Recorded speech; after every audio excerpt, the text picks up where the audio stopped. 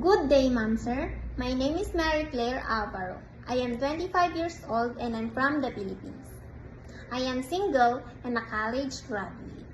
I am hardworking, patient, responsible, and I will give my best in everything I do.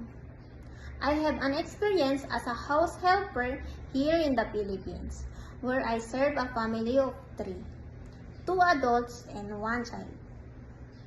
My main responsibilities included cleaning the house, washing and ironing clothes, also marketing, cook a simple meal, and take care of a child. To my future employer, if you choose me, I promise to perform my duties with honesty, dedication, and care.